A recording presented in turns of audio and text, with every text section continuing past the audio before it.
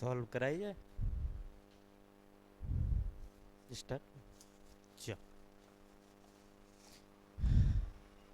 पहला क्वेश्चन हम लोगों का ओपन डाइस का है। बताइए क्या आंसर लगाया आप लोगों ने।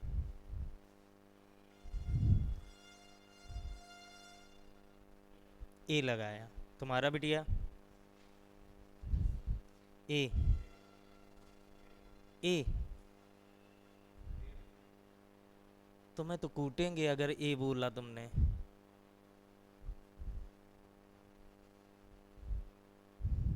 अच्छा एक चीज बताओ, तुम लोग ए लगा रहे हो तो पहले तो ये पता करो, अपोजिट पता करते हैं हम लोग।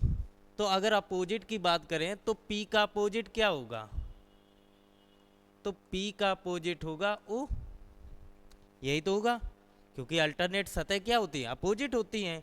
उसी प्रकार एम का अपोजिट क्या होगा? तो एम का अपोजिट होगा आर। तो चार तो तुम्हें अपोजिट मिल गए एक दूसरे के। अब बचा क्या है? टी। तो टी के अपोजिट क्या होगा? तो टी के अपोजिट वो होंगे जो ये एक्स्ट्रा नंबर लिखे हैं। और अगर ये एक्स्ट्रा नंबर लिखे हैं तो ये देखो किस में लिखे हैं? एक स्क्वायर में लिखे हैं। और जब ये स्क्वायर में लिखे हैं तो जो तुम्हारी आकृति है वो पीछे जाके ही तो फोल्ड होगी। और अगर पीछे जाके फोल्ड होगी तो खुद सोचो, फ्रंट पे तुम्हारा क्या रहेगा? टी रहेगा। और अगर राइट साइड में देखोगे तो आर रहेगा। और लेफ्ट में क्या रहेगा? एम। अगर सोचो, फ्रंट पे टी रहेगा, राइट साइड आर रहेगा, लेफ्ट में एम रहेगा, ऊपर पी रहेगा, नीचे क्या रहेगा? ओ। अब बचा पीछे वाला हिस्सा। तो पीछे वाले हिस्से में यही सारे नंबर ही तो जाएंगे। और अगर ये सारे नंबर जाएंगे तो नंबर देखो किस में है? स्क्वायर में। और अगर ये स्क्वायर में है तो स्क्वायर कुछ इस रूप में ही पीछे जाएंगे। और अगर ये इस रूप में पीछे जाएंगे तो जब इनको हम एक साथ ऐड करेंगे तो ऐड करने के बाद आकृति तुम्हारी कुछ इस रूप में दिखेगी। कैसी दिखेगी? इस रूप में। ना कि तुम्हें दिखेगी इस रूप में। बताओ क्या ये आकृति कभी बन सकती है? ये आकृति तब बनती जब इन स्क्वायर की जगह पे क्या होते? त्रिभुज। इन स्क्वायर की जगह पर क्या होते? त्रिभुज। तो त्रिभुज की आकृति कुछ इस प्रकार से, ऐसे। तो जब ये आपस में ऐड होते तो आकृति ये बनती। लेकिन यहाँ पर 1 2 3 4 की जो आकृति है वो स्क्वायर में है। और स्क्वायर जब आपस में ऐड होंगे तो देखो बड़े स्क्वायर में एक प्लस की आकृति दिखेगी। तो ए ऑप्शन तो पहले ही देखकर गलत हो जाएगा। और ए के साथ कौन गलत हो जाएगा? डी गलत हो जाएगा। क्यों? क्योंकि यहाँ पर मल्टीप्लाई है, जबकि बीच में आना चाहिए प्लस, क्योंकि स्क्वायर है। और जब चार स्क्वायर जुड़ेंगे तो कुछ इस प्रकार से आकृति दिखेगी। अब बचा तुम्हारा दूसरा और तीसरा। तो दूसरे तीसरे में देखोगे कि P का अपोजिट O है तो P है, तो यहाँ O नहीं दिख रहा है। दूसरा M के अपोजिट R, तो ना यहाँ M दिख रहा है ना ही R दिख रहा है। क्या दिख रहा है? और अगर तुम्हें पता है कि दो विपरीत सतहों में एक सतह तो हमें दिखनी चाहिए और इन दोनों में एक भी नहीं दिख रही, तो ये भी ऑप्शन क्या हो गया? गलत। जब तीन ऑप्शन गलत हो गए तो जो बचा वो क्या हो जाएगा तुम्हारा आंसर? देखो पी ओ में पी दिख रहा है, एम और आर में आर दिख रहा है, और टी और इस आकृति में ये वाली आकृति दिख रही है। समझ में आया? अगर यहाँ पर टी होता तो भी सही होता, और टी नहीं है तो ये 1 2 3 दिख रहे हैं। क्लियर हुआ?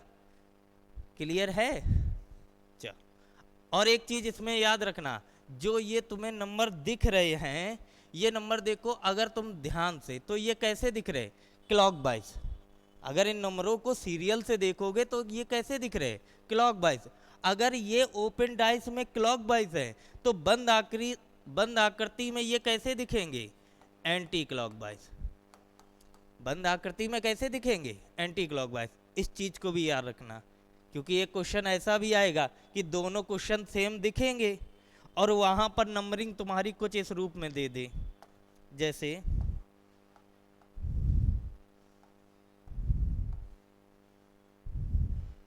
कि यहाँ पर P लिखा, यहाँ R लिखा, और यहाँ नंबरिंग दे देता 1 2 3 और 4।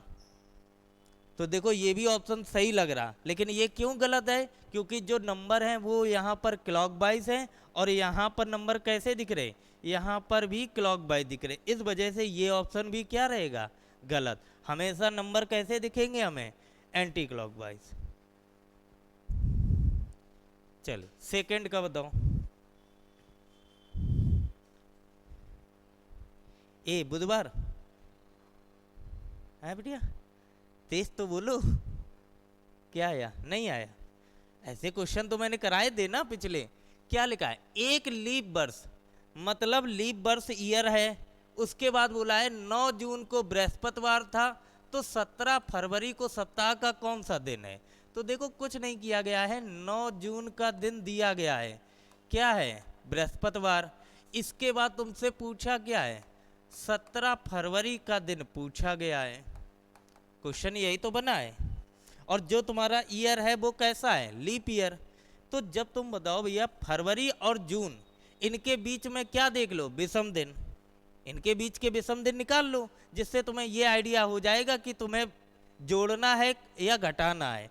तो तुम्हें फरवरी से कहाँ जाना है, जून में, तो लिख लो फरवरी, मार्च, अप्रैल, मई और जून, यही लिखते हो। और हमने बताया था कि मंथ के जब तुम लोग विषम दिन निकालते हो, तो मंथ के विषम दिन कैसे निकालते हो, तो मंथ के विषम दिन निकालने के लिए जो भी महीना पहला लिखा होगा उसके क्या लिखते हैं, बचे हुए दिन, और लास्ट मंथ के क्या लिखते हैं, दी गई तारीख। और बीच में जो भी मंथ पड़ेंगे उनके हम लोग डायरेक्ट क्या लिख देंगे, विषम दिन। अब क्या करेंगे, इसके बाद सबको जोड़ेंगे और किससे भाग कर देंगे, 7 से, क्या कर देंगे, 7 से। और इसके बाद जो भी रिमाइंडर निकलेगा वही हमारे क्या होते हैं, विषम दिन, वही हमारे क्या होंगे, विषम दिन। अब लिखो यहाँ पर, तो भैया फरवरी तुम्हारी यहाँ पर कितने की है, 28 की या 29 की, 29 की। क्यों, क्योंकि उन्होंने बोल रखा है कि वर्ष कैसा है, लीप ईयर। तो यहाँ अगर फरवरी 29 की है और यहाँ पर फरवरी की तारीख कितनी दी गई, 17, तो बताओ फरवरी में दिन कितने बचे, अगर 29 में 17 फरवरी दी गई तो यहाँ दिन कितने बचेंगे, 12, तो 12 लिख दो। लास्ट मंथ जून है, जून की क्या लिखने, दी गई तारीख, तो जून की तारीख कितनी है, 9, तो 9 लिख लो। क्योंकि हमें यहाँ से लेकर यहाँ तक के विषम दिन ही तो निकालने हैं, तो या तो उंगलियों से काउंट करो या फिर ये सीधी शॉर्ट ट्रिक लगा दो। इसके बाद क्या करते बताओ, मार्च 30 का होता है या 31 का, 31 का होता है, फिर 30, फिर 31, उसके बाद 30, यही तो होता है। अगर हमें मार्च के विषम दिन लिखने तो 31 में तुरंत 7 का भाग दे दो, 7 चौक 28, कितना बचा, 3, 7 चौक 28 कितना, 2, 7 चौक 28 कितना, 3, सबके विषम दिन ये लिख गए। और ये दिन बचे हैं तो इन सभी को क्या कर दो, जोड़ दो, और जोड़ने के बाद किससे भाग कर दें, 7 से। तो सबको जोड़ने से अच्छा है इसमें देखो 7, 12 में 7 खत्म करोगे कितने बचेंगे, 5, कितने बचेंगे, 5, 5 में 3 जोड़ोगे 8, 8 में 7 खत्म कर दो, बचा कितना, 1, 1 और 2, 3, 3 और 3, 6, 6 और 9, 15, 9, 6, 15, और 15 में 7 से भाग दोगे तो 7 दूनी 14 खत्म कर दो, तो लास्ट में विषम दिन बचेंगे कितना, 1। और अगर 1 बचा है तो देखो कैलेंडर में तुम आगे जा रहे के पीछे, तो तुम्हें 9 जून का दिन पता है, फरवरी का बताना है, कैलेंडर में पीछे जा रहे, तो ये 1 इसमें क्या कर दो, माइनस, तो आंसर तुम्हारा क्या आएगा, बुधवार। बृहस्पति में 1 कम कर दोगे तो आंसर क्या आएगा, बुधवार। क्लियर हुआ? तो इसको याद रखना है, अगर तुम्हें बीच के विषम दिन निकालने हैं तो क्या करना है, जो भी महीना पहला दिया जाएगा उसके बचे हुए दिन लिखेंगे और लास्ट मंथ की दी गई तारीख, और बीच में विषम दिन लिखेंगे। विषम दिन कैसे बीच में निकालोगे, जो महीना जितने दिन का हो उसमें 7 का भाग कर देना और वही लिखते रहना। क्लियर हुआ? नहीं तो सीधा सा बेसिक फिर वही फंडा आता है कि 17 फरवरी के बाद तुम काउंट कैसे दिन करोगे? 18, 19, 20, 21, 22, 23, 24, 25, 26, 27, 28, 29, ऐसे ही तो काउंट करोगे। तो 12 दिन ये हो गए, उसके बाद 31 दिन ये हो गए, 30 ये हो गए, 31 ये हो गए, और कहाँ तक जाना है? 9 जून तक।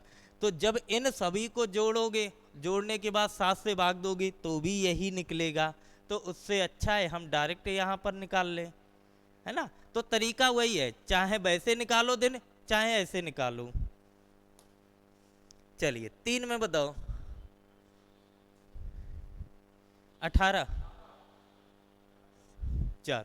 अच्छा ये बताओ, ये वाली हमने शॉर्ट ट्रिक बताई थी, इसमें विषम दिन कितने होते, सॉरी, इसमें त्रिभुज कितने होते हैं? 3। क्या करते हैं, यहाँ पर इंडिविजुअल नंबरिंग करते हैं और इनका योग कर देते हैं। उसी प्रकार अगर यहाँ पर एक और आधार बना दिया जाए तो यहाँ पर भी इंडिविजुअल नंबरिंग करोगे और कितने आ जाएंगे? 6 हो जाएंगे। उसी प्रकार एक लाइन और बना दी जाए तो 1, 2 नंबरिंग करने के बाद 3 यहाँ आएंगे, तो 3 और 3 6 और 3 9, तो टोटल हो कितने जाएंगे? 9। तो यही सेम आकृति यहाँ पर बनी है। अगर ध्यान से देखो तो देखो ये बनी है, तो यहाँ पर कितने आएंगे? 9। और ऐसी आकृति यहाँ पर भी बनी है, तो यहाँ पर भी कितने निकलेंगे? 9। तो 9 और 9 कितने हो गए? 18। 18 तो ये इंडिविजुअल हो गए। क्या इन दोनों को जोड़ने के बाद कोई त्रिभुज बन रहा? जोड़ने के बाद कोई त्रिभुज बना? नहीं बना। तो डायरेक्ट आंसर क्या आएगा? 18। चलो 4 नंबर का बताओ। सी, बहन, चेक करो भैया, प्लस को क्या पढ़ते हैं? ए बी की पत्नी है, जो टी है वो क्यू की पत्नी है। अगर क्यू की पत्नी है तो ये पत्नी हो गई, तो क्यू खुद क्या हो जाएगा? पति हो जाएगा। इसके बाद मल्टीप्लाई को क्या पढ़ते हैं? ए बी का पुत्र है, तो क्यू जो है वो पी का पुत्र है, तो पी का पुत्र है तो पक्का पी इसके पिता या माता होंगी, तभी तो क्यू पुत्र कहलाएगा। इसके बाद क्या है? P माइनस क्यू, माइनस को क्या पढ़ते? ए बी का पति है, तो P जो है वो U का पति है। अगर ये U का पति है तो U खुद क्या हो जाएगी? इसकी पत्नी हो जाएगी। ठीक है। इसके बाद क्या करते हैं? डिवाइड, डिवाइड को क्या पढ़ते हैं? ए बी की माता है, तो U जो है वो R की माता है, तो R की माता जी कौन है? U। अगर R की माता है U, तो R के पिता कौन कहलाएंगे? P। और R का भाई कौन होगा? Q। ये चीज क्लियर है? चलो इसके बाद आगे डिवाइड को क्या पढ़ते हैं? ए बी की माता, तो R जो है वो S की माता, तो S की माता जी खुद हो गई कौन? R। इसके बाद प्लस है, प्लस को क्या पढ़ते? ए बी की पत्नी है, तो S जो है वो B की पत्नी है, तो B की पत्नी कौन हो गई? S। बहुत पति पत्नी है इसमें। इसके बाद पूछा क्या गया? आर क्यू से, आर जो है वो क्यू से किस प्रकार संबंधित, तो ये क्या कहलाएगी? बहन। मतलब इतनी मेहनत कराने के बाद सीधा सिंपल पूछ लिया गया। इसमें बताओ, एम बी का भाई है, चेक करो, बोला गया है एम एन का भाई है, तो एन का भाई कौन हो गया? एम। बी जो है एन का भाई है, तो एन का भाई कौन हो गया? बी। अभी एन के बारे में नहीं पता है। एम जो है डी का भाई, एम जो है वो डी का भाई हो गया, तो एम हो गया डी का भाई। यहाँ एन और डी के बारे में कोई पता नहीं। पूछा क्या गया है कि इनमें से कौन सा कथन सत्य है, तो सत्य हमें चेक करना। क्या एन बी का भाई है? क्या एन बी का भाई है? भाई भी हो सकता और बहन भी हो सकती, तो ये ऑप्शन तुम्हारा किस में चला गया? पॉसिबिलिटी में, संभावना में। सही भी हो सकता और गलत। अभी 100% गलत नहीं है, नहीं तो पता लगे वहां पे तुम 100% गलत मार के आ जाओ। दूसरा क्या है? क्या एन डी का भाई है? क्या एन डी का भाई है? ये भी हो सकता है, तो यहाँ 2 पॉसिबिलिटी बन गई। तीसरा क्या है? क्या एम बी का भाई है? क्या एम बी का भाई है? तो ये 100% कैसा हो गया? सही। चौथा चेक करो, डी एम का भाई है, डी जो है वो एम का भाई है, तो ये भी तुम्हारा पॉसिबिलिटी में चला गया। तो 3 पॉसिबिलिटी में एक 100% है, तो ऑप्शन कौन सा सही? सी। 6 नंबर का बताओ। सी क्या बोला? सभी तलवार ब्लेड होने की संभावना है। तलवार और ब्लेड, तो यहाँ मंद से मंद कट जाएगा, पॉजिटिव नेगेटिव है, तो यहाँ पर हम देखेंगे क्या सभी तलवार ब्लेड हो सकते। तो यहाँ पर अगर दोनों को जोड़ोगे तो नेगेटिव आएगा, और नेगेटिव में देखेंगे सभी तलवार ब्लेड होने की संभावना है, और संभावना हमेशा सही होगी, गलत नहीं होगी। इस वजह से ये कैसा हो जाएगा? सही। दूसरा क्या है? कम से कम, तो चाहे कम से कम बोलो या कुछ बोलो, बात तो एक ही है। तो इन्होंने दोनों शब्द लिख दे, तो इससे कोई लेना देना नहीं। आगे पढ़ो क्या लिखा है। कुछ ब्लेड तलवार हो सकते हैं, तो ब्लेड कहाँ पर है? ये, और तलवार तुम्हारा फिर से ये है, और यहाँ पर स्टेटमेंट नेगेटिव है, और यहाँ पर भी तो संभावना बन रही, यहाँ पर भी तो संभावना है, बस शब्द संभावना नहीं लिखा। उन्होंने क्या बोला कि यहाँ पर अगर देखो सभी तलवार ब्लेड होने की संभावना है, तो कुछ ब्लेड तलवार भी तो हो सकते हैं, तो ये भी सही है। तो हमारा आंसर क्या आएगा? फर्स्ट और सेकंड। ये मान के चला करो, संभावना ज़्यादातर सही होती हैं, संभावना ज़्यादातर सही होती। क्यों? क्योंकि 100% या तो आंसर निकले, और अगर 100% आंसर नहीं निकल रहा तो पक्का वहाँ संभावना लग जाएगी। चलो इसमें बताओ बेटिया। ए क्या बोला गया कि घोड़े और जंगल, तो घोड़े यहाँ पर, जंगल यहाँ पर, तो चीता से चीता नहीं कटेगा। क्यों? क्योंकि दोनों के पास 50-50। ठीक है, तो मतलब ये हुआ है कि घोड़े और जंगल में कोई भी स्टेटमेंट नहीं बनेगा। तो पहला भी गलत हो गया और दूसरा भी क्या हो गया? गलत। ये है तो हाँ, तो यही वाला तो बनेगा बिटिया, क्योंकि जब दोनों ऑप्शन गलत हैं, क्या बोला कि हमें घोड़े और जंगल चाहिए, चीता से चीता कटेगा नहीं, मतलब इन दोनों स्टेटमेंट को कभी भी हम जोड़ नहीं सकते, और जब जोड़ नहीं सकते तो कभी भी सभी जंगल घोड़े नहीं होंगे और कुछ जंगल भी घोड़े नहीं होंगे। जब नहीं होंगे तो यहाँ दोनों स्टेटमेंट गलत हैं। तो जब संभावना लगती है तो संभावना के 3 नियम होते हैं। क्या क्या? कि दोनों स्टेटमेंट गलत होने चाहिए। दोनों स्टेटमेंट कैसे होने चाहिए? गलत। मतलब जिनके जिनके बीच में संभावना लगाओगे तो संभावना इन्हीं दोनों में हम लगा सकते, क्योंकि दोनों हमें गलत मिले। दूसरा रूल क्या कहता है कि एक निष्कर्ष तुम्हारा पॉजिटिव होना चाहिए और दूसरा कैसा होना चाहिए? नेगेटिव। तीसरा नियम कहता है कि सब्जेक्ट व ऑब्जेक्ट कैसे होने चाहिए? सेम होने चाहिए। तो यहाँ पर अगर ये तीनों रूल काम कर रहे तो वहाँ कंडीशन बन जाती है या वाली। कंडीशन कौन सी बन जाएगी? या वाली। देखो दोनों स्टेटमेंट गलत हैं, एक नियम कर गया। दूसरा नियम, एक पॉजिटिव है और एक नेगेटिव है। तीसरा नियम, सब्जेक्ट ऑब्जेक्ट सेम होने चाहिए। तो देखो सब्जेक्ट भी सेम है, ऑब्जेक्ट भी सेम है, और जैसे ही तीनों नियम लग गए यहाँ पर कंडीशन क्या बन जाएगी? या तो पहला सही या तो दूसरा सही। चलिए 8 नंबर का बताओ। 8 का क्या आएगा?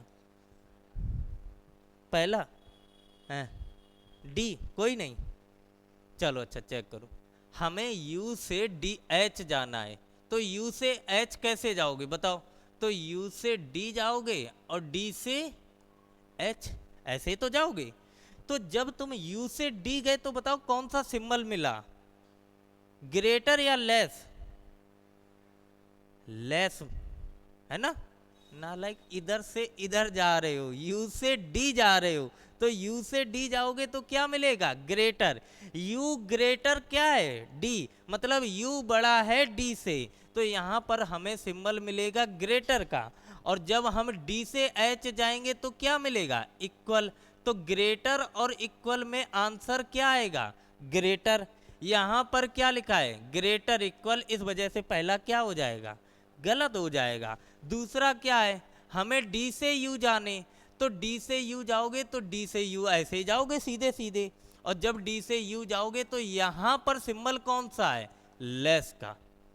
यहाँ पर सिंबल क्या है, लेस का, और अगर सिंगल लेस है तो यहाँ भी तो लेस होना चाहिए। यहाँ ये डी को क्या बना दिए, ग्रेटर, इस वजह से ये भी गलत हो गया। तो हमारा आंसर क्या आएगा, कोई नहीं। समझ में? इसमें दो ही फैमिली होती, ग्रेटर, ग्रेटर इक्वल और इक्वल, दूसरी फैमिली लेस, लेस इक्वल और इक्वल। इनके आंसर देने का क्रम भी यही होता। अगर ग्रेटर की तीनों फैमिली के मेंबर्स मिलेंगे तो आंसर ग्रेटर होगा, अगर ग्रेटर नहीं होगा तो दूसरा आंसर ग्रेटर इक्वल होगा, नहीं तो आंसर क्या आ जाएगा, इक्वल। उसी प्रकार लेस में तीनों फैमिली के मेंबर्स होंगे तो आंसर होगा लेस, और अगर ये दोनों होंगे तो हो जाएगा लेस इक्वल, नहीं तो आंसर क्या आएगा, इक्वल। तो ये आंसर देने का क्रम होता। देखो पहले में ग्रेटर और इक्वल मिला, ग्रेटर और इक्वल में आंसर क्या आएगा, ग्रेटर आएगा, क्योंकि यही बड़ा होता है। अगर ये ना होता तो फिर हम इन दोनों में चेक करते, और इन दोनों में जो होगा वो आंसर क्या होगा, ग्रेटर, और अगर ये दोनों नहीं होते तो हमारा आंसर क्या जाता, इक्वल। इनक्वलिटी पढ़ते हो, ये वही चैप्टर है।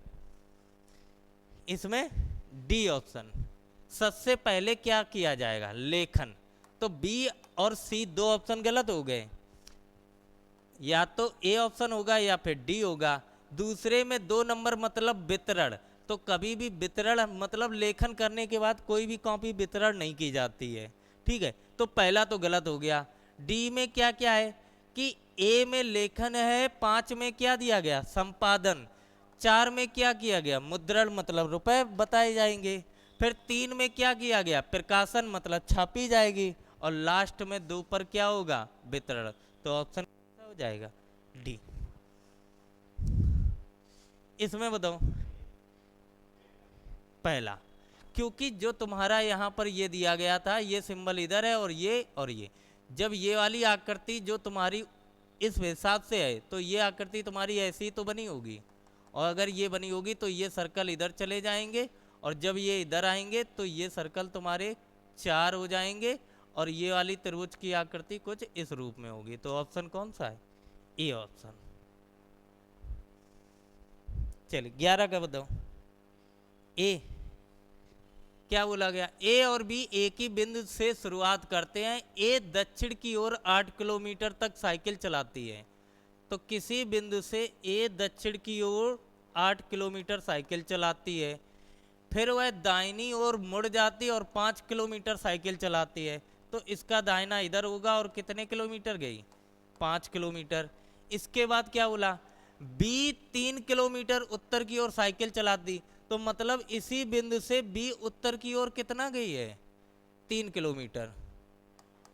इसके बाद क्या बोला, फिर वह पश्चिम की ओर मुड़कर 5 किलोमीटर चलती है, तो यहाँ से वह पश्चिम की ओर कितना गई है, 5 किलोमीटर।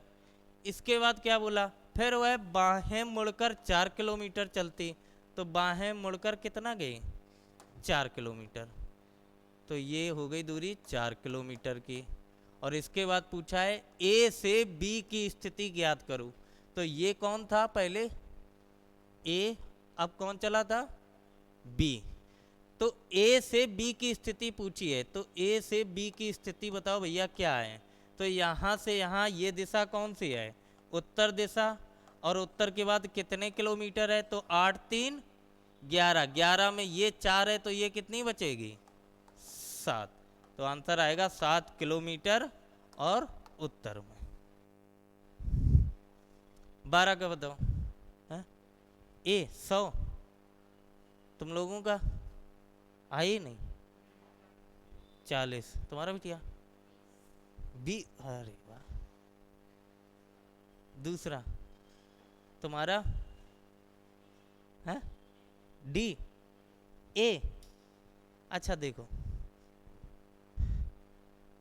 इस चैप्टर को तुमने परसेंटेज में पढ़ा होगा सर से, और मैथ में सर क्या, कोई भी मैथ में अगर पढ़ाता है तो वो कभी भी ग्राफ नहीं बनाता है, और रियल ये है कि इन चैप्टरों को बिना ग्राफ से कभी भी क्लियर नहीं होगा। प्रॉब्लम उसमें कोई दिक्कत ये नहीं है, दिक्कत ये आती, हम बता रहे हैं कि जैसे मैंने भी पढ़ा था, तो प्रॉब्लम ये आती है कि अगर हमने बोला कोई एक सब्जेक्ट में फेल हो रहा, तो टीचर जब बोलता है तो हमें पता चलता दूसरे में वो पास है। अगर एक सब्जेक्ट में फेल है तो दूसरा पास है दूसरे सब्जेक्ट में। तो ये उस टाइम तो बहुत अच्छा लगता है बोलने में, और जैसे ही 2 दिन बीतते हैं हम लोग भूल जाते हैं कौन किस में पास है कौन किस में फेल है। तो जैसे इस चैप्टर में क्या बोला गया, किसी कक्षा में 80 छात्र कंप्यूटर तथा विद्युत विज्ञान दोनों में पढ़ाई करते हैं। तो 80 छात्र वो हैं जो दोनों की पढ़ाई करते हैं, तो ये कॉमन वाले हो गए। इसके बाद जबकि 100 छात्र कंप्यूटर साइंस पढ़ते हैं, तो जो 100 छात्र हैं ये क्या हैं, कंप्यूटर साइंस पढ़ते टोटल में से 80 वो हैं जो दोनों करते हैं। तो इसमें से जो 20 बचेंगे वो कैसे होंगे, वो कैंडिडेट होंगे जो केवल कंप्यूटर साइंस पढ़ते होंगे। भाई टोटल 100 बच्चे कंप्यूटर साइंस लिए थे, जिसमें से 80 कॉमन वाले हैं, तो 100 में पहले 80 कॉमन वाले तो हटाओगे, तो जो 20 बचेंगे वो क्या होंगे, केवल वाले। वो कौन से होंगे, केवल वाले। अब यही चीज अगर हम तुम्हें ग्राफ में दिखाएं तो तुम्हें ज्यादा क्लियर होगी। एक सर्कल दूसरा सर्कल, 2 सब्जेक्ट हो 2 भाषाएं हो, फिगर यही बनेगा। एक में कौन सी है, कंप्यूटर, और दूसरे में कौन सा है, विद्युत इलेक्ट्रिक कंप्यूटर। अच्छा इलेक्ट्रिक साइंस है, ठीक, 2 सब्जेक्ट थे। इसके बाद अब इसको भरो। इसको भरने के लिए क्वेश्चन ने बोला है कि 80 छात्र वो थे जो कंप्यूटर तथा विद्युत विज्ञान दोनों में पढ़ाई करते, तो दोनों के कॉमन वाले बीच में ही तो होते हैं, तो बीच में मतलब 80 कैंडिडेट कौन होंगे, ये वाले, ये हो गए। इसके बाद 100 छात्र वो हैं जो केवल कंप्यूटर विज्ञान पढ़ते हैं, तो कंप्यूटर विज्ञान के टोटल वाले कितने स्टूडेंट हैं, 100।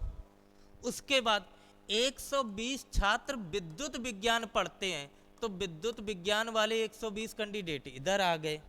तो हमसे पूछा गया है ऐसे कितने छात्र हैं जो केवल कंप्यूटर विज्ञान पढ़ते, तो केवल वाले कैंडिडेट यहीं तो आएंगे, और अगर ये आएंगे तो तुम्हें पता है कि टोटल सर्कल में बैठने वाले की संख्या यही तो लिखी रहती बाहर। तो टोटल इस सर्कल में कितने हैं, 100, और 100 में 80 ये है, तो इधर कितने बचेंगे, 20। उसी प्रकार इस पूरे सर्कल में टोटल कितने हैं, 120, 80 इधर बैठे हैं, तो इधर कितने बचेंगे, 40। और हमसे पूछा किसके बारे में, केवल कंप्यूटर, तो केवल कंप्यूटर वाले कितने हैं, 20, तो आंसर क्या आएगा, डी। क्लियर है। और यही चीज मैं ओरल बोल रहा था, तो तुम्हें लग रहा था कि सर कहाँ से उठा के कहाँ माइनस कर रहे हैं। मैं क्या बोल रहा था कि टोटल जो बच्चे थे कंप्यूटर के वो 100 थे, 80 वो थे जो कॉमन वाले थे। जब कॉमन वाले टोटल में से हटा दोगे तो हमेशा केवल वाले बचते हैं। अब ये ओरल में तो ठीक है, लेकिन जब तक ये आकृति ना बनी हो तो हमारे दिमाग में नहीं आने वाली, 2 दिन बाद तुम भूल जाओगे। 40 वो हैं जो केवल क्या हैं, इलेक्ट्रिक विद्युत वाले, कौन, विद्युत साइंस वाले। ये केवल वाले कैंडिडेट होते हैं, ये कॉमन वाले होते हैं, और ये कुल वाले होते हैं। ये कौन से होते हैं, कुल वाले। समझ में आया। कभी कभार ये दे के डाटा और तुमसे ये पूछ लेता है, और कभी ये पूछ के ये। तो जब हम पढ़ाते तो हमेशा डायग्राम से पढ़ाते, क्योंकि हमें तो पढ़ानी है भाई रीजनिंग। और मैथ के टीचर, हर टीचर यही करता, ओरल बताता।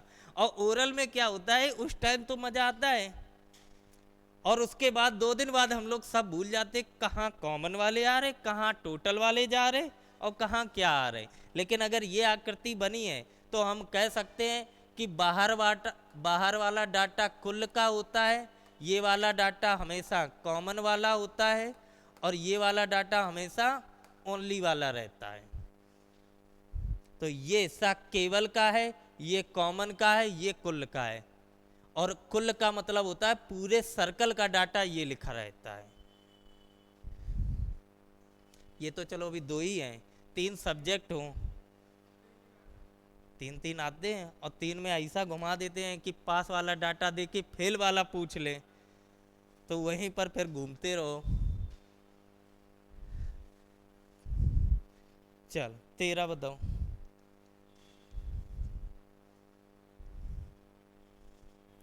क्या बोला गया? इन दिनों विद्यार्थी अध्यापक से अधिक प्रभावित हैं, मतलब ज़्यादा अच्छा पढ़ा दिया होगा, ज़्यादा प्रभावित हो गए हैं। तो पहला लिखा है विद्यार्थी अध्यापक को रूप रूपात्मक के रूप में विचार करते हैं।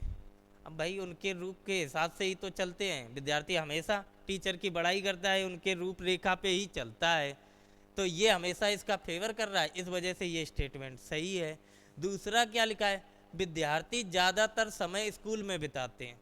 ऐसा तो नहीं है, ये तो कभी नहीं हो सकता है, तो दूसरा गलत है, तो पहला कैसा हो गया? सही।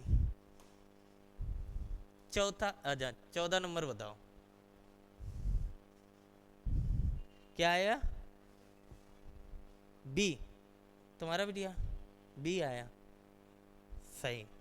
देखो क्या लिखा है, double your money in 5 month, मतलब तुम्हारा पैसा 5 महीने में डबल हो जाएगा। ये वही वाली हेरा फेरी वाली मूवी है, अक्षय कुमार का 21 दिन में पैसा डबल। तो वही चीज यहाँ बोला गया है कि एक एडवर्टीजमेंट था कि 5 महीने में पैसा डबल। ठीक, उसके लिए निष्कर्ष क्या निकला है कि the assure is not genuine. जो ये स्टेटमेंट दिया गया, क्या ये बिल्कुल जेन्युइन है? तो ये तो कोई कंफर्म दिया नहीं, ये तो एक एडवर्टीजमेंट है। क्या जेन्युइन हो सकता है कि पैसा डबल हो? कभी भी नहीं। सिर्फ एडवर्टीजमेंट किया गया कि 5 महीने में पैसा डबल हो जाएगा, कोई गारंटी वारंटी दी गई नहीं, दी गई। यहाँ पर वो बोल रहे क्या ये जेन्युइन है? तो ये जेन्युइन नहीं है, तो इस वजह से पहला गलत। दूसरा क्या लिखा है? People want their money to grow, तो हर आदमी चाहता है कि अपना पैसा कैसा हो? बढ़े। और अगर हर आदमी चाहता है तो वो दूसरा कैसा हो जाएगा? बिल्कुल सही, क्योंकि ऐसे एडवर्टीजमेंट हमेशा किस में होते? शेयर मार्केट में। तुम ये शेयर ले लो, देखो शेयर बढ़ जाएगा, आरंत करोड़पति बन जाओगे। तो ऐसा कभी होता नहीं है, वो आदमी डूब जाता है शेयर मार्केट में। इसीलिए डूबते। शेयर मार्केट का क्या होता है कि हम लोग तो अभी तो नहीं नॉलेज है, लेकिन अगर हम लोगों के पापा लोग लिए होते, जो MRF का शेयर होता है, जो टायर बनाती कंपनी, वो पहले था केवल 100 रुपये 200 रुपये 1990-91 में। इस टाइम है 1.5 लाख का एक शेयर, 1.5 लाख का एक शेयर। और सोचो 100 रुपये के ले लेते, आज लखपति बने बैठे होते। तो ये चीज पहले है। जो अमीर अंबानी वगैरह है, ये लोग क्या करे हैं?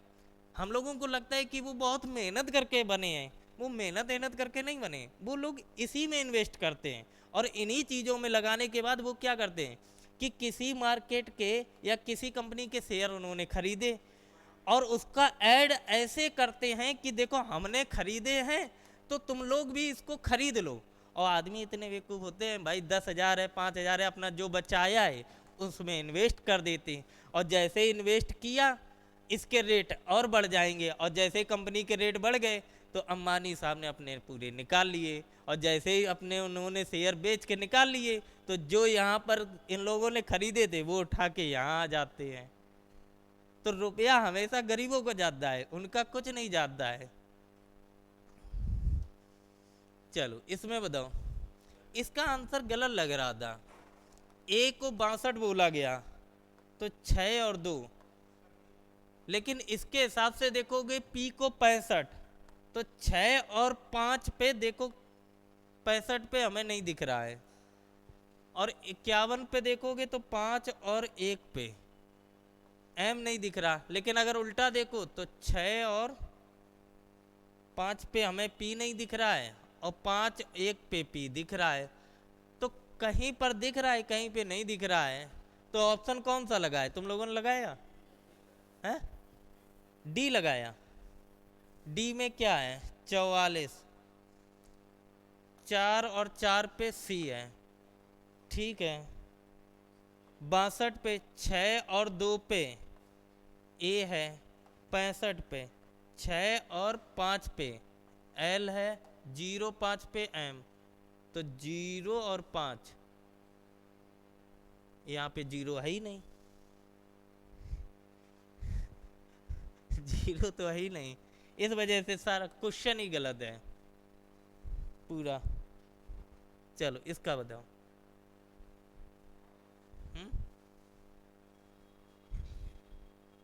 हम्म बताओ बताओ।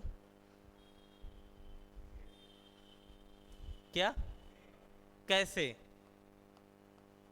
लॉजिक बताओ। 168 है तो पक्का इनका मल्टीप्लाई देखोगे तो 6 पंचे 30, 7 या 21 210 लगभग ऊपर जा रहा है।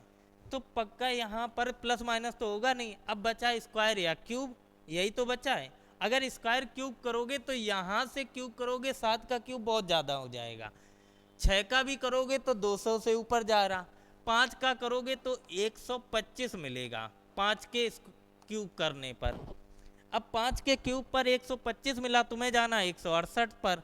अब इसमें कितना और जोड़ा जाए, तो इन दोनों का यूज करोगे तो इन दोनों में देखो, अगर 6 का क्यूब कर नहीं सकते तो 6 का क्या कर दो स्क्वायर, तो होता कितना 36। तो अभी कितना बन के 6 5 11, 3 2 5 और 1 6 और 161 हुआ। कितने की कमी? 7 की कमी। तो मतलब इस 7 में डायरेक्ट 7 को जोड़ दिया गया, और जैसे ही जोड़ोगे तो बन कितना गया 168। मतलब छोटी संख्या का क्यूब किया गया, उसके बाद स्क्वायर, उसके बाद सेम संख्या जोड़ दी गई। वही सेम प्रोसेस तुम यहाँ पर करोगे दूसरे में, कि यहाँ पर 6 का क्यूब करो, 7 का स्क्वायर और 8 को जोड़ दो। तो यहाँ करोगे 6 का क्यूब कितना होता है 216, 49 और 8, 9 6 15, 15 और 8 23, 3 2 2 4 6 और 1 7। तो देखो 273 आ रहा। उसी प्रकार यहाँ करेंगे, 7 का क्यूब 8 का स्क्वायर 9 को जोड़ देंगे, तो 7 का क्यूब कितना होता 343, 8 का 64, 9, तो 9 4 13, 13 और 3 16, 6 4 10 और 1 11, 3 और 1 4। तो आंसर क्या आएगा 416। इसका बताओ। है बेटिया? एक कैसे कैसे कैसे रेशियो बनाया? मैं थोड़ा नहीं पढ़ रहे हो, काट पीट के रेशियो बना डाला। भाई कोई ना कोई लॉजिक ढूंढो। कह रहा रेशियो बना दिया है। रेशियो नहीं, हमें देखना है कि 48 से 60, तो 12 चौको 48, 12 पंचे 60। तो इस हिसाब से देखोगे तो कोई नहीं मिल रहा, ठीक है। लेकिन एक चीज ये हो सकती है कि 48 में कितना जोड़ें कि 60 हो जाए, तो 12 जोड़ा जाए, 12 जोड़ के 48 हो जाए। तो यहां पर कितना जोड़ा गया है, तो यहां पर कितना जोड़ा गया, अरे बताओ 8 जोड़ा गया। यहां पर देखोगे तो कितना जोड़ा गया 14 जोड़ा गया। यहां पर जोड़ोगे तो कितना जोड़ा जाएगा 16। यहां पर 18। तो बताओ यहां 12 जोड़ा गया, 8 18 16 12, इनमें कोई खासियत दिख रही? नहीं दिख रही। अरे दिख रही है, 4 + 8 12, 8 + 6 14, ऑप्शन सी।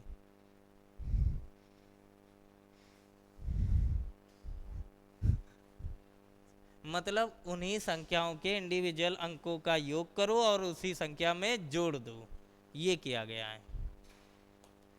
इलॉजिकल लॉजिक नहीं होते हैं, कुछ भी लगा दो, कह रहे रेशियो बना दो।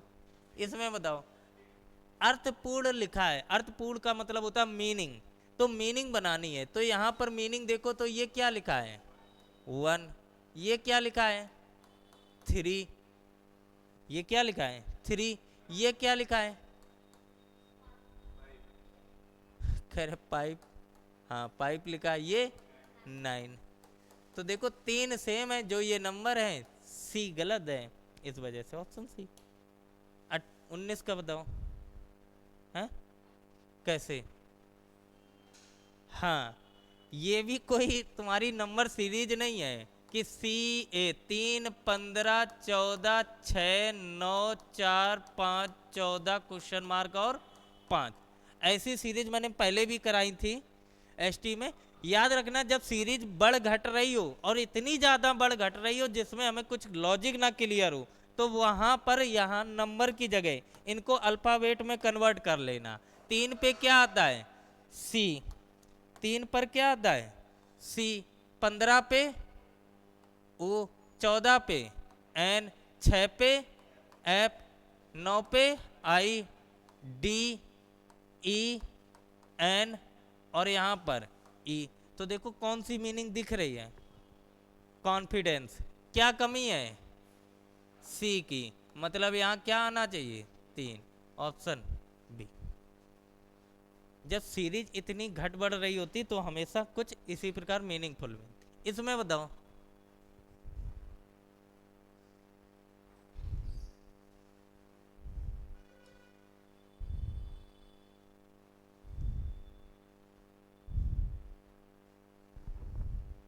बताइए। अच्छा इसमें देखो 9 का क्यूब बताओ कितना होता है? 9 का क्यूब 729। ऐसा करो 9 माइनस 2, अब क्यूब करो कितना होगा, क्योंकि 352 बनाने दे। तो 9 माइनस 2 7, 7 का क्यूब 343 और 343 में कितना जोड़े 9, कितना बन रहा 352 बना।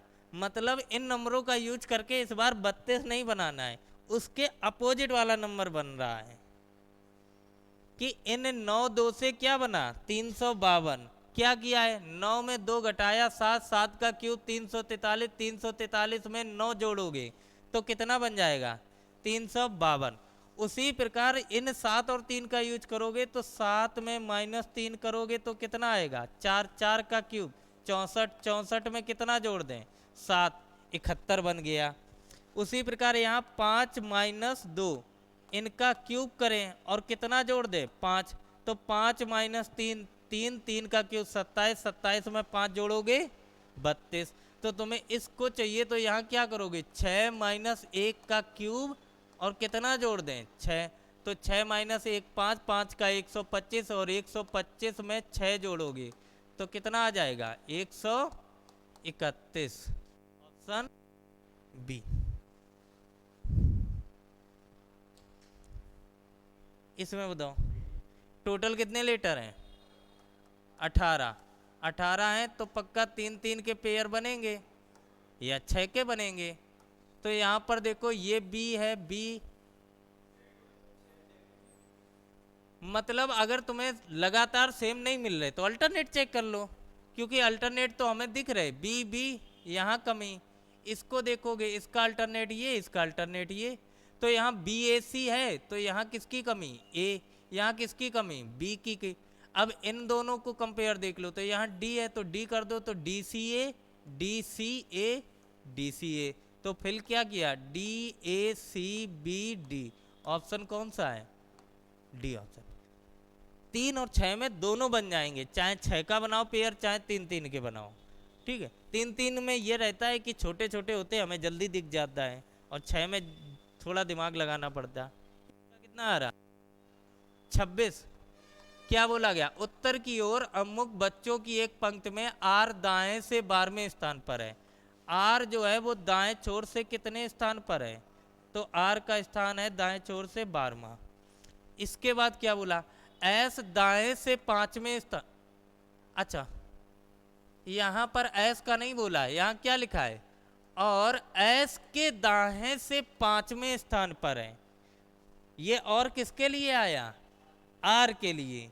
तो क्या है कि जो आर है वो एस के दाएं से 5वां है, तो पक्का जो एस होगा वो कहीं यहां पर बैठा होगा, उस एस के दाएं 5वें स्थान पर कौन है आर।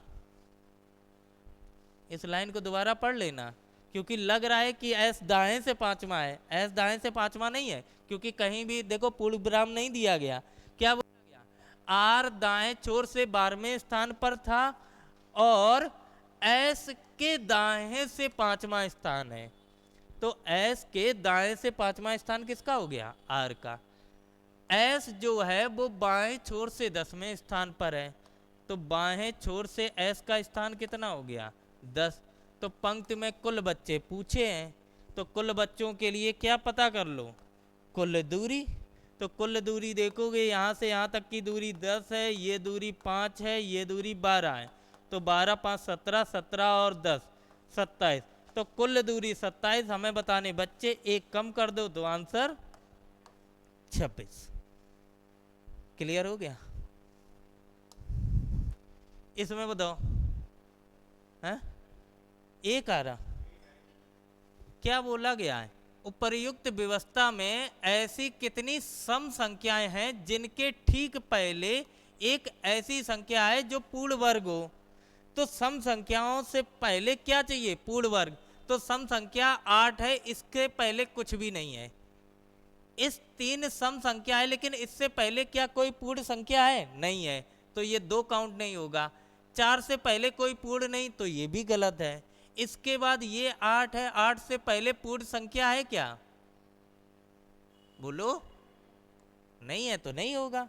इसके बाद फिर सम संख्या कहाँ मिलेगी, 6, 6 से पहले क्या कोई पूर्ण संख्या है, 9, देखो 3 का स्क्वायर है, इसको काउंट करेंगे। इसके बाद आगे 2 है, 2 से पहले कोई पूर्ण संख्या नहीं है, 8 है, 8 से पहले भी नहीं है, 4 है, तो 4 से पहले भी नहीं, लेकिन इस वाले 4 से पहले ये 4 2 का स्क्वायर है, तो इस वाले 4 को काउंट करेंगे। और फिर से ये 4 आया, तो इस 4 से पहले भी तो पूर्ण संख्या है, तो इसको भी काउंट करेंगे। इसके बाद ये 5 है, 5 से पहले पूर्ण संख्या नहीं है, 8 है, इससे भी पहले नहीं है, इस 2 से पहले 8 कोई पूर्ण संख्या नहीं है, और 2 है, 2 से पहले 7 भी पूर्ण नहीं है, और 6 है, 6 से पहले भी पूर्ण नहीं है। तो टोटल कितनी संख्याएं मिली, 3। तो आंसर कितना आएगा, 3।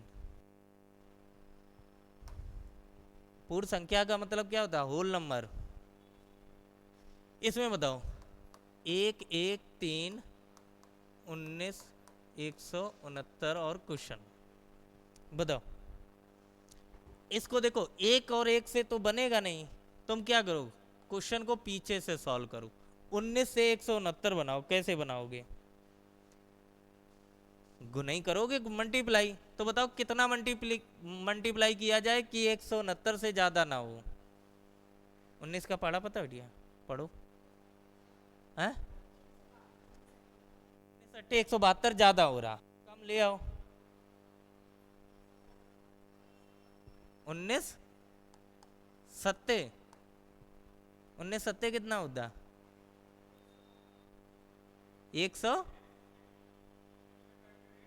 133। 133 में कितना जोड़े, 19 अट्ठे कितना होता है, 9 अट्ठे 72 और 8 7 7 14 1 15। हाँ तो वही तो हम भी कहें, तुम लोग हमें गलत, हम कहें हम ही गलत हो रहे। 19 अट्ठे 152, ठीक है। और अगर 152 है तो 152 में यहाँ कितना ज्यादा है, कितना ज्यादा दिख रहा, 9 ज्यादा दिख रहा, 9 दिख रहा,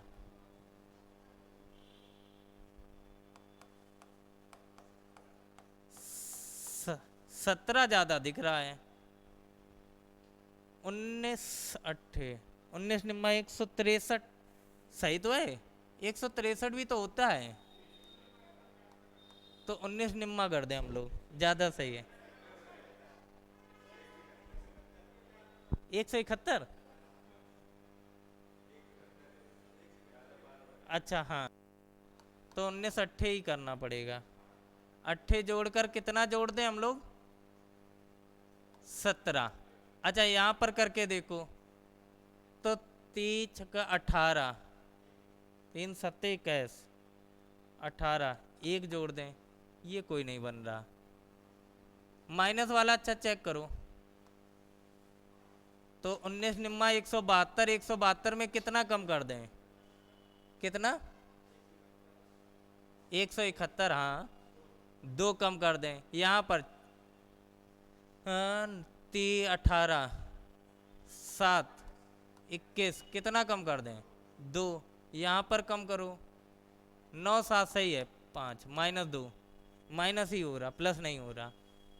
1 से 1 करोगे तो यहाँ कितना, 9 गुना 7 गुना 5 गुना, आप 3 गुना, 3 गुना में 2 कम करोगे 1, मतलब 3 गुना करके 2 कम, 5 गुना करके 2 कम, 7 गुना करके 2 कम, 9 गुना करके 2 कम। इसके आगे करोगे तो 11 करके 2 कम। तो 169 में 11 का मल्टीप्लाई करो, 11 निम्मा 99, 9 11 छक्का 66।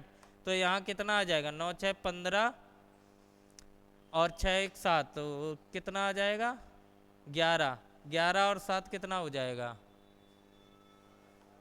18, और 2 कम करोगे तो 1857।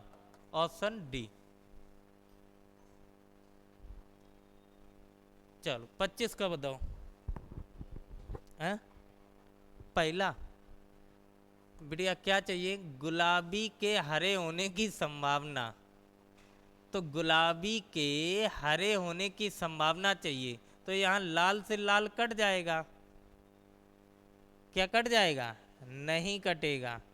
लेकिन कट भी जाएगा, क्यों, क्योंकि यहाँ क्या लिखा है, केवल। केवल पॉजिटिव और नेगेटिव दोनों में चलता है।